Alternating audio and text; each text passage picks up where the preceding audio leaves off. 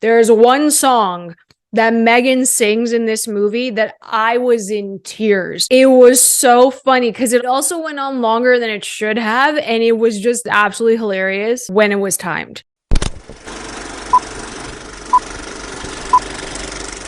Hey everyone, welcome back to Candid Cinema. I'm Amanda, otherwise known as AMXNJ Reviews on Twitter, Instagram, and Letterboxd. Happy 2023, everyone! I am just so excited for this year. I have really good vibes. I'm feeling the universe. I have a good feeling about 2023. And of course, January movies aren't always the greatest. And the first movie that I'm reviewing this year is M3GAN, directed by Gerard Johnstone. It's also co-written by James Wan. He came up with this story. So of course, like the excitement of like James Wan and then Blumhouse, and then you have on top of that Allison Williams, who has had a pretty awesome career after Girls, especially, you know, being in Get Out and now in this. I thought it was really great seeing her again. And for me, these January films are always in the middle. They always are. Especially having a horror movie in January, it's kind of like, no, why would you drop it in January? You know, like it's the dead time. Not many people will go watch it on top of that. And it's the fact that like they kind of just put them in this dead zone for whatever reason. It's weird. But normally there's a track record in January that you just was not a good time. The marketing for M3GAN is something that I absolutely adored. You have the replicas. You have these women dressing as M3GAN on subways in Paris, at sporting events and all of that, trying to get people to go watch. I think the marketing campaign with Blumhouse has been amazing, and I love what they've done with it. So M3GAN as the actual character, the doll, the AI, is quite interesting. I think the first half of M3GAN is probably better than the second half for me. I enjoyed the film, but at the same time, I don't get the hype of it. I think that's what it is. I also think that like it's the first like new release coming out in January, and everyone's like, oh my God, we're starting with 2023 already. Like everyone's hyped for it and they're overhyped for it. And I think that that's where the disconnect kind of lies. So for me, the first half, when it deals with young Katie losing her parents, played by the lovely Violet McGraw, she's such an angel.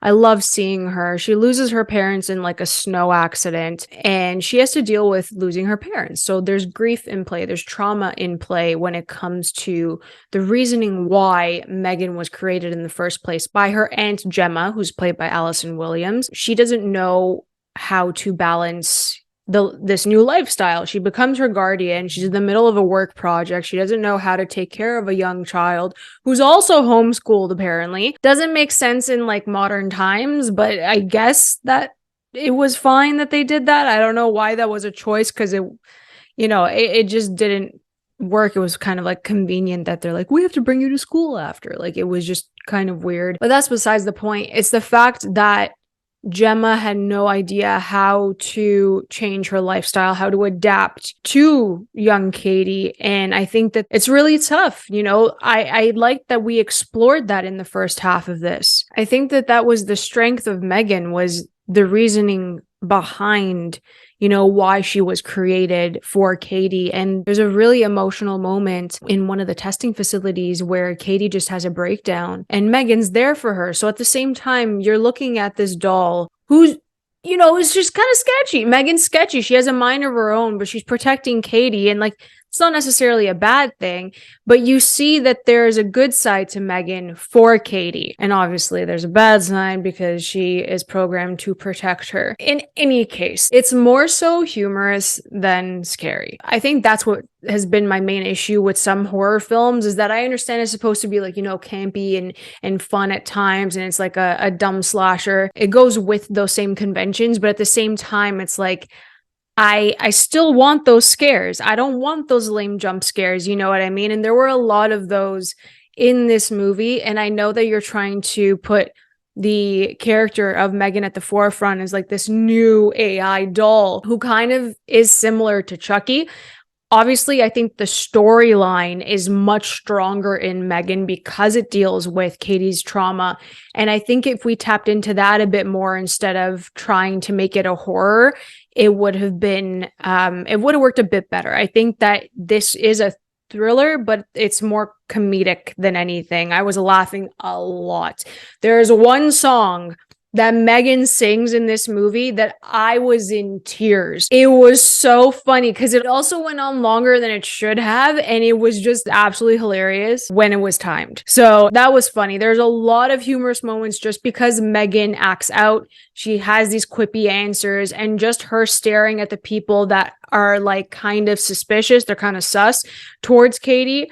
That's what really just drives this movie, on top of the fact that she's trying to assist Katie with her grief. And I think that's really, really important in addressing that. It's really cool because it deals with technology as well. And how far can we push these technological advancements, you know, until we don't know how to control it anymore? Like, that's what's even scarier than her killing people. Maybe I'm more of like a psychological thriller type of person where I'd rather tap into that than what we got in M3GAN. I'm not saying it's a bad movie. It's entertaining, you know, because of the jokes, the humor, the way that she kills people. It's a fun movie, but I don't think it's anything like groundbreaking for the genre. And that's what people are kind of treating it as. And I'm like, I don't see it. I don't see it. It was fine.